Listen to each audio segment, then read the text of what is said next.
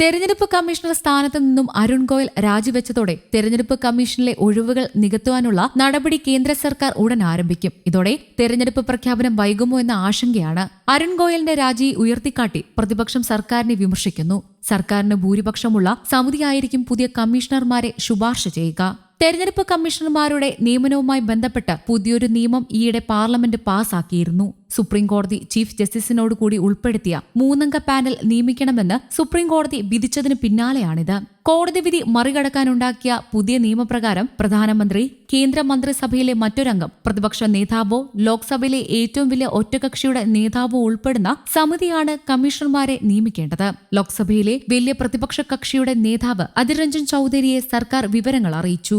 ലോക്സഭാ തെരഞ്ഞെടുപ്പ് പ്രഖ്യാപനത്തിന് ദിവസങ്ങൾ മാത്രം ബാക്കി നിൽക്കെയാണ് അരുൺ ഗോയൽ തിരഞ്ഞെടുപ്പ് കമ്മീഷണർ സ്ഥാനം രാജിവെച്ചത്. കമ്മീഷൻ അംഗങ്ങൾ ചൊവ്വാഴ്ച ജമ്മു കാശ്മീർ സന്ദർശിക്കാനിരിക്കുകയായിരുന്നു. സന്ദർശനത്തിന് ശേഷം തെരഞ്ഞെടുപ്പ് കമ്മീഷന്റെ സമ്പൂർണ്ണ യോഗം ചേർന്ന് തെരഞ്ഞെടുപ്പ് തീയതി നിശ്ചയിക്കേണ്ടതായിരുന്നു. മറ്റൊരു കമ്മീഷണറായിരുന്ന അനൂപ് പാണ്ഡെയുടെ കാലാവധി അവസാനിച്ച ഒഴിവിലേക്ക് പുതിയ അംഗത്തെ നിയമിച്ചിട്ടില്ല. 3-അംഗ കമ്മീഷനിലെ നിലവിൽ മുഖ്യ തിരഞ്ഞെടുപ്പ് കമ്മീഷണർ രാജീവ് കുമാർ മാത്രമേയുള്ളൂ. 1985 ബാച്ച് പഞ്ചാബ് IAS കേഡർ ഉദ്യോഗസ്ഥനായ അരുൺ ഗോയൽ 2022 നവംബർ 18 സ്വയം വിരമിച്ചതിന്റെ തൊട്ടടുത്ത ദിവസമാണ് തെരഞ്ഞെടുപ്പ് കമ്മീഷണറായി നിയമിക്കപ്പെട്ടത്. നിയമനത്തിലെ സന്നദ്ധ സംഘടന ADR സുപ്രീംകോടതിയിൽ ചോദ്യം ചെയ്തിരുന്നു. തിടുക്കത്തിലുള്ള നിയമനത്തിൽ സംശയം പ്രകടിപ്പിച്ചെങ്കിലും സുപ്രീംകോടതി 2-അംഗ ബെഞ്ച് ഹർജി തള്ളി. വിഷയം പരിഗണിച്ച ഭരണഘടനാ ബെഞ്ചും നിയമനം റദ്ദാക്കാൻ വിസമ്മതിച്ചു. 2027 ഡിസംബർ വരെ അരുൺ ഗോയലിന് കാലാവധിയുണ്ടായിരുന്നു. വരും ദിവസങ്ങളിൽ ലോക്സഭാ തെരഞ്ഞെടുപ്പ് പ്രഖ്യാപിക്കാനിരിക്കുകയായിരുന്നു. ഈ സമയക്രമം ഇനി പാലിക്കാനാകുമോ എന്നാണ് സംശയം. കമ്മീഷനിലെ 2 ഒഴിവുകൾ നികത്താൻ പ്രധാനമന്ത്രി ഉൾപ്പെട്ട സമിതിയാണ് ഉദ്യോഗസ്ഥരുടെ പേരുകൾ രാഷ്ട്രപതിക്ക് ശുപാർശ ചെയ്യേണ്ടത്. പ്രധാനമന്ത്രി സമിതി 15-നാണ് ചേരുന്നതെങ്കിൽ തെരഞ്ഞെടുപ്പ് പ്രഖ്യാപനവും വൈകിയേക്കാം.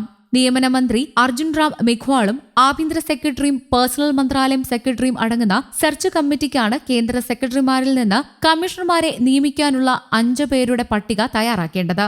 ഇതാണ് പ്രധാനമന്ത്രിയുടെ സമിതി പരിശോധിക്കുക. കേന്ദ്ര സർക്കാരുമായുള്ള അഭിപ്രായ വ്യത്യാസങ്ങളാണ് ഗോയലിനെ കടുത്ത തീരുമാനത്തിലേക്ക് നയിച്ചതെന്ന സൂചനയുണ്ട്.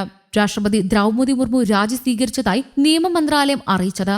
ആരോഗ്യമടക്കമുള്ള വ്യക്തിപരമായ കാരണങ്ങളാണ് രാജിക്ക് കാരണമായി ഗോയൽ ചൂണ്ടിക്കാട്ടിയതെന്ന് കേന്ദ്ര സർക്കാർ വൃത്തങ്ങൾ പറയുന്നു. അടുത്ത ആഴ്ച ലോക്സഭാ തിരഞ്ഞെടുപ്പ് തീയതി പ്രഖ്യാപിക്കാൻ തെരഞ്ഞെടുപ്പ് കമ്മീഷൻ ഒരുങ്ങുന്നതിനിടെ രാജിവെക്കുന്നത് ഒഴിവാക്കാൻ ഉന്നത തലത്തിൽ സമ്മർദ്ദമുണ്ടായെങ്കിലും ഗോയൽ വഴങ്ങിയില്ല. ലോക്സഭാ തെരഞ്ഞെടുപ്പുമായി ബന്ധപ്പെട്ട വിഷയങ്ങളിൽ കേന്ദ്ര സർക്കാരുമായി അദ്ദേഹത്തിന് അഭിപ്രായ ഭിന്നതകൾ ഉണ്ടായിരുന്നതായി കേൾക്കുന്നു.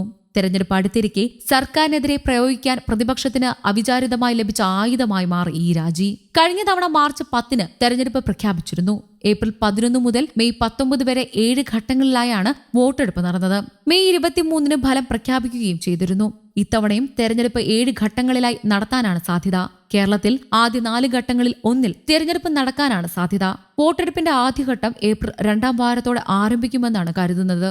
മാർച്ച് 14 മുതൽ തെരഞ്ഞെടുപ്പ് പെരുമാറ്റച്ചട്ടം നിലവിൽ വന്നേക്കും. 2019 പൊതു തെരഞ്ഞെടുപ്പ് മാതൃകയിൽ 7 ഘട്ടമായി തെരഞ്ഞെടുപ്പ് നടത്താനാണ് സാധ്യത. ആന്ധ്രാപ്രദേശ്, അരുണാചൽ പ്രദേശ്, ഒഡീഷ, സിക്കിം, ഹരിയാന, മഹാരാഷ്ട്ര എന്നീ സംസ്ഥാനങ്ങളിലെ നിയമസഭാ തെരഞ്ഞെടുപ്പ് നടത്തുവാനും സാധ്യതയുണ്ട്.